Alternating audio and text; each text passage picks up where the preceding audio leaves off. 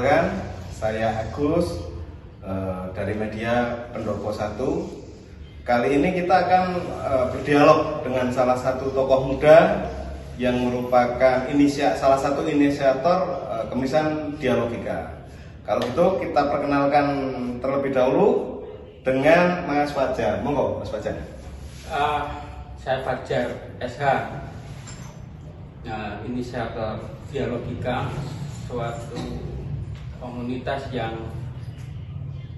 ingin mempelajari filsafat politik di negara Indonesia. Gitu. Baik, tujuannya sendiri membuat inisiator Kemisan Dialogika itu seperti apa, dan dialogika itu apa sih? Dialogika itu akronim dari dialektika dan logika, salah satu diskursus di dalam ilmu filsafat. Jadi menginisiasi itu agar teman-teman ini mulai melek politik, agar sadar bahwasanya pemilihan umum, pilkada, dan sejenisnya itu adalah penting bagi keberlangsungan kehidupan bangsa. Gitu. Oke. Baik, sebelum kita masuk ke diskusi, saya sedikit akan mengutip pernyataan yang disampaikan oleh Plato, yaitu dalam politik kita beranggapan semua yang tahu bagaimana mendapatkan suara bisa memerintah suatu kota atau negara. Namun jika kita sakit, kita tidak akan berobat ke dokter yang paling gagah atau yang paling pintar berbicara. Mungkin bisa dipahami seperti itu. Mungkin bisa disampaikan lebih jelas mungkin Mas Fajar. Di dalam teori risalahnya Plato tentang teori kekuasaan itu ada tata cara bagaimana memperoleh kekuasaan, yaitu menurut Plato kekuasaan adalah bagaimana cara mempengaruhi seseorang. Jadi kalau di Indonesia itu kan dengan cara berkampanye. Jadi kampanye adalah salah satu cara di mana seorang calon pemimpin atau wakil rakyat itu ingin memperoleh amanah dari masyarakat untuk berkuasa. Satu ya. Untuk saat ini sudah nampak belum sih dalam kontestasi ini, atau masih sebatas pencitraan saja? Menuju ke pilkada ini kita kan hanya ditawarkan oleh baliho-baliho, dan baliho itu tidak bicara apa-apa, sehingga dia hanya memamerkan wajah mereka, memamerkan wajah mereka yang ganteng-ganteng. Apakah dia orang-orang pintar? Kita nggak pernah tahu. Sudahlah baliho-baliho itu merusak ekologi kota, ya toh, dan kita tidak dijelaskan, dan negara membiarkan itu. Baik, mungkin itu sesi pertama kita berdialog dengan Sam Fajar. Kita akan kembali ke sesi berikut di Pendopo 1.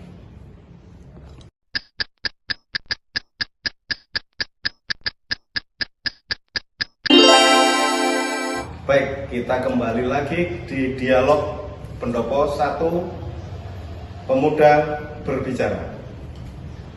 Baik Mas Fajar, terkait dengan apa yang sudah disampaikan, kita berbicara fenomena yang ada di mana bertebarannya pamflet, banner yang dipertanyakan oleh sebagian pihak ini adalah bagian dari kampanye terselubung. Dan kita juga menyatakan bahwa ini belum saatnya kampanye, tapi mereka sudah memulai memasang spanduk-spanduk yang tidak jelas. Gitu. Pendapatnya Sam Fajar sendiri seperti apa ketika menemukan pamflet atau spanduk yang dimana itu identik dengan pemerintahan seperti itu? Mungkin bisa disampaikan. Pertama, Plato mengatakan bahwa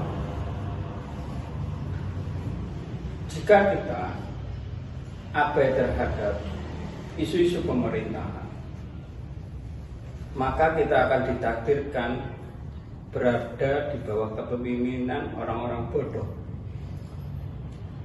Reaksi-reaksi itu adalah wajar karena mereka tidak bodoh. Masyarakat tidak bodoh.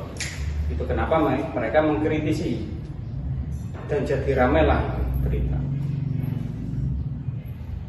Terkait PJ yang memasang baliho atau pamflet gitu, yang mengatasnamakan negara, tapi menselipkan produk-produk kampanyenya itu adalah abuse of power. Dia menggunakan uang negara, diduga menggunakan uang negara, tapi digunakan untuk kepentingan pribadi. Sehingga saya pikir ini harus dipertanyakan. Kita harus gempur itu. Dalam rangka apa PJ melakukan itu? Untuk kegiatan apa? Manfaatnya apa untuk masyarakat? Dan uangnya siapa yang kau gunakan untuk itu? Kita minta pertanggungjawab. Baik, Mas Fajar. Tapi kan ada sebagian pendapat yang menyatakan sah-sah saja memasang pamflet atau baliho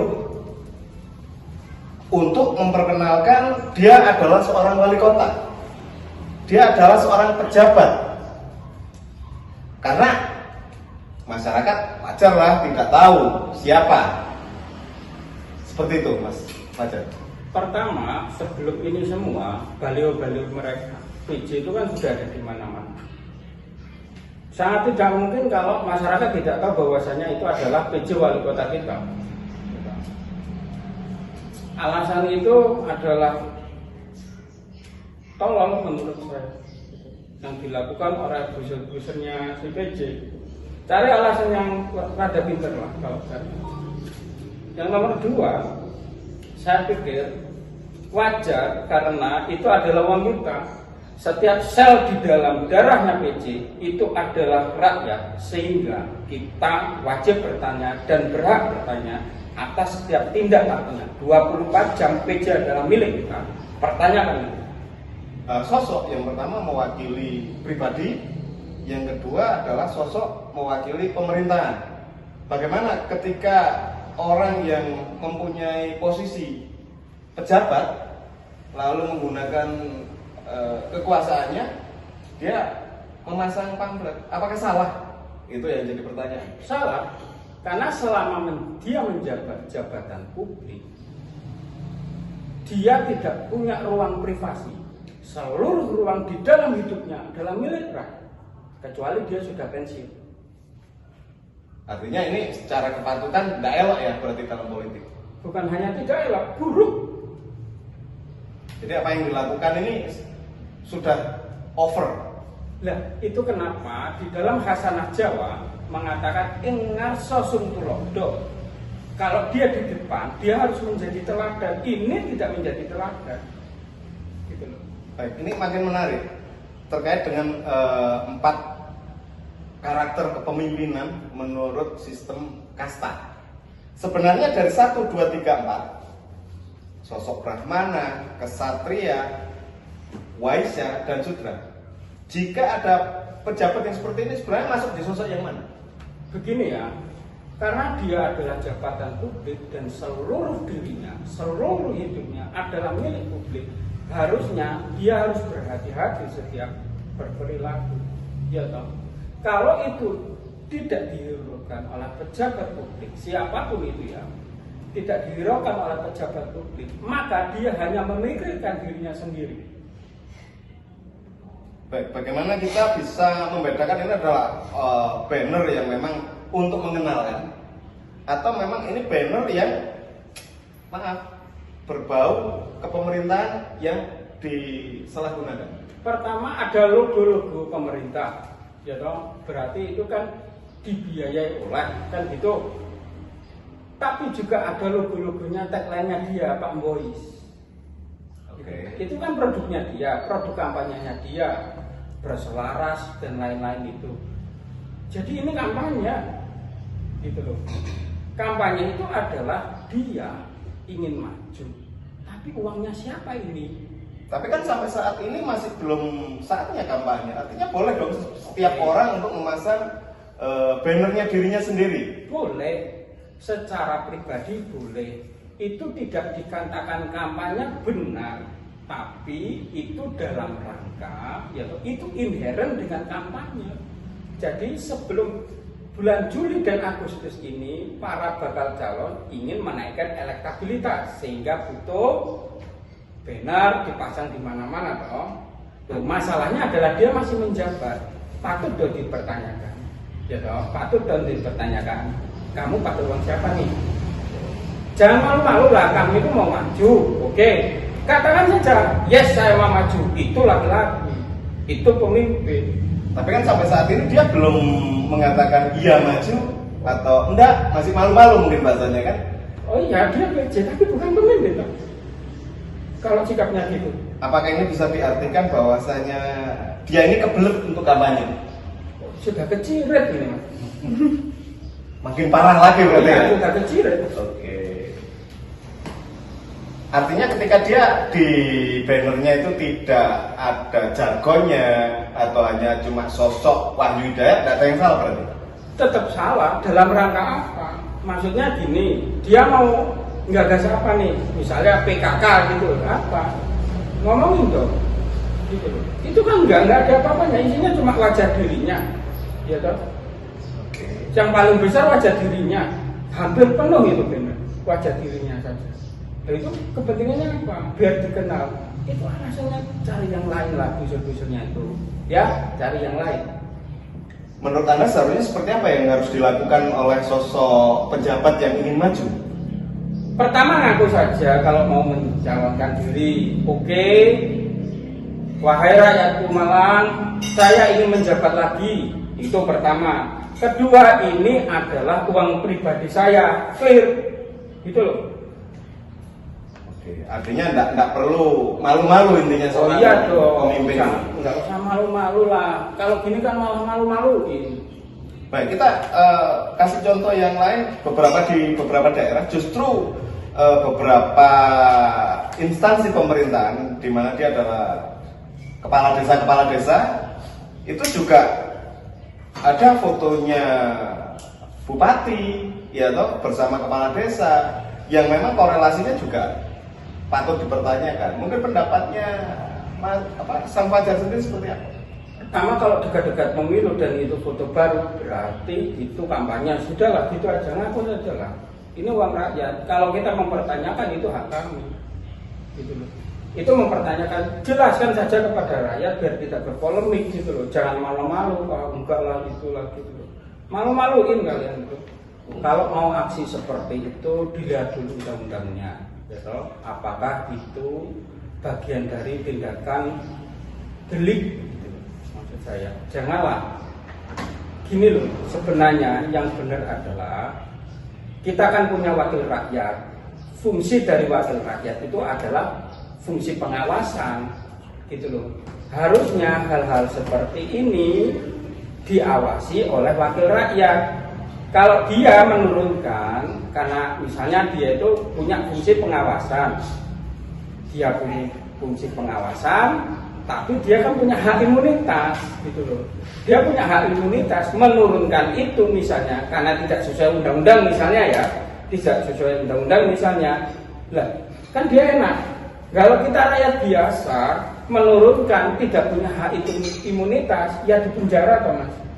Artinya karena gini, spanduk atau banner yang ada di sudut-sudut kota hingga masuk ke beberapa pelosok-pelosok ini, kita nggak melihat di situ ada stempel dari dinas terkait bahwasanya ini bentuknya seperti apa. Dipastikan dulu undang-undangnya. Kalau kalian yakin bahwasanya itu memang melanggar hukum, langsung laporkan, kan ada Bawaslu, ada perangkat-perangkat instansi yang berwenang atas itu. Jangan bertindak sendiri, kalau itu main hakim sendiri nanti. Kalau lapor Bawaslu sekarang kan belum saatnya kampanye. Artinya boleh. Boleh, tapi kan kalian punya wakil rakyat, di mana wakil rakyat itu punya hak imunitas. Kalau ngapa-ngapain mereka kebal hukum. Itu loh maksud saya. Masyarakat yang cerdas, jangan main hakim sendiri daripada kalian kenapa-napa. Negara ini punya aturan main, ya toh. Negara ini negara hukum. Setiap tindak tanduk itu ada aturannya. Kalau kita sama misalnya rakyat itu benar nih, mereka melanggar, katakanlah begitu ya. Ini melanggar, ya toh. Tapi dengan kita mencopot itu katakanlah dikategorikan tindakan tidak menyenangkan, nah terus kita jadi salah dong jadinya. Iya toh. Gitu loh maksudnya. Kita kembali ke empat karakter kepemimpinan tadi.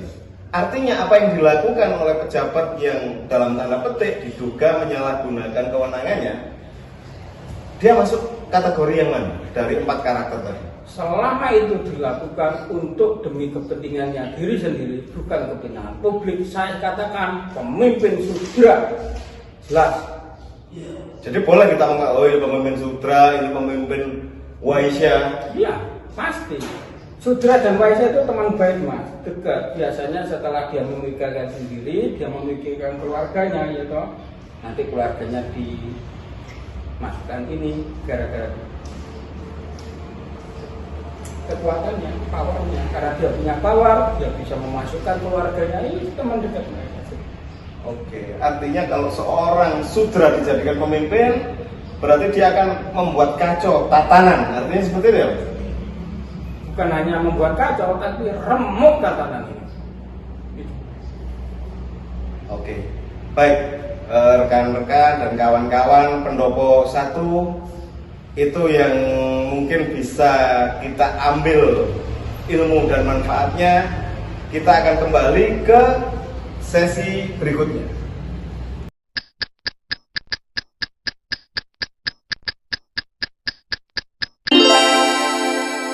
Kita kembali lagi di dialog pendopo 1 pemuda berbicara. Sang Fajar, mungkin bisa sedikit dijelaskan apa sih politik ini? Karena jujur aja kata-kata politik itu selalu identik kan dengan hal-hal yang dalam tanda petik jelek, buruk, dan penuh intrik dan lain-lain. Sebenarnya politik sendiri itu seperti apa sih? Menjadi jelek karena ini adalah kesalahan para akademisi yang salah menerjemahkan kata politik. Kata politik itu pertama kali muncul di risalahnya Plato yang berjudul Apologia. Dalil itu berbunyi zon politikon. Artinya adalah binatang yang berpolitik, bukan binatang politik. Dikatakan binatang politik karena menurut taksonomi biologi manusia itu masuk dalam genus binatang merujuk pada teorinya Darwin sehingga di antara banyak binatang ini hanya manusialah yang berpolitik. Kebo tidak, ayam tidak, hanya manusia yang berpolitik itu. Nah, terkait kata politikon menurut Plato ini, menurut Aristoteles ini kata politikon itu berasal dari kata polis, artinya kota.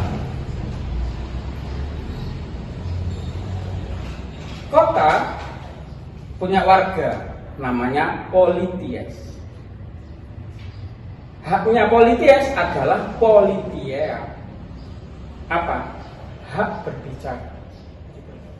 Jika polities tidak berbicara untuk kebaikan polis,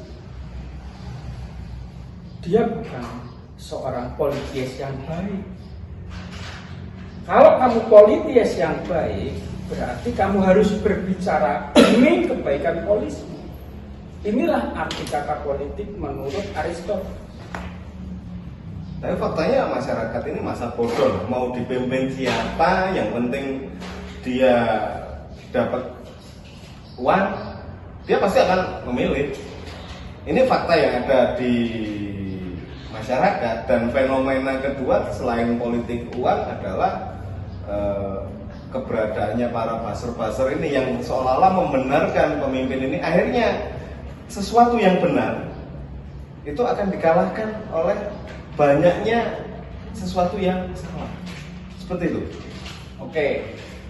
Di dalam mukadimah Undang-Undang Dasar dikatakan salah satu tujuan bernegara adalah mencerdaskan kehidupan bangsa.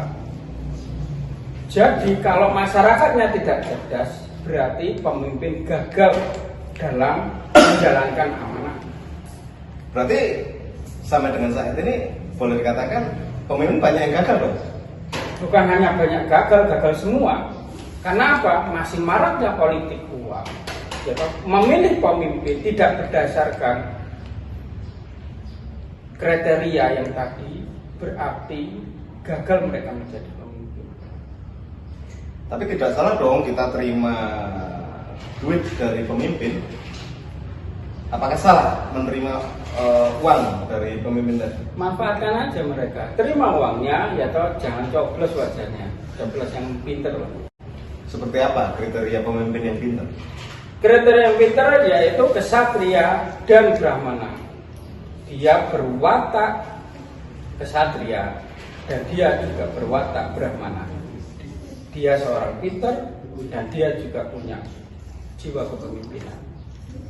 Lalu bagaimana dengan pemimpin yang saat ini ada, ketika dia memimpin karena satu kepentingan akhirnya dia mengorbankan anak buahnya. Nah, berarti dia kriteria pemimpin seperti apa? Yang rela mengorbankan anak buahnya demi dirinya. Mengorbankan anak buahnya demi dirinya berarti dia hanya memikirkan dirinya sendiri. Ini tipikal sudra, jangan dipilih lagi. Demi Tuhan jangan, karena kalian akan rugi. Kalau dengan kriteria Waisya tadi? Waisya itu adalah terkait untung dan rugi, karena jiwanya dagang. Waisya adalah orang-orang pedagang. Untung rugi, kalau dia kampanyenya nanti yaitu mengeluarkan uang untuk biaya kampanye, mengeluarkan uang untuk mengumpulkan KTP dan lain-lain, pasti dia ingin balik modal nanti. Dari mana balik modal? Ya korupsi. Artinya bisa dikatakan bahwasanya pemimpin yang ideal adalah pemimpin yang memang maju secara pribadi. Tapi faktanya bahwasanya seorang pemimpin harus dapat restu atau dapat rekom. Lalu bagaimana kita bisa memilih pemimpin seperti ini? Ya itulah kenapa kita harus mendefinisikan ulang partai itu sendiri. Partai adalah pendidikan politik, harusnya begitu. Partai adalah pendidikan politik, sehingga yang menyaring apakah dia sudra, apakah dia waisya, apakah dia kesatria ataukah dia brahmana, ya partai. Karena dia yang memberikan rekor. Kalau partai ini tidak mendefinisikan dirinya sendiri sebagai pendidikan politik, hancurlah sudah, karena demokrasi adalah partai. Itu. Baik, jadi patut diketahui dan kita harus bijak dalam memimpin pemimpin. Terlebih nasib kita 5 tahun ke depan itu ditentukan oleh jari-jari Anda. Ketika Anda memilih pemimpin yang berkarakter sudra, yaitu tadi seperti yang disampaikan Sam Fajar, maka rusaklah tatanan.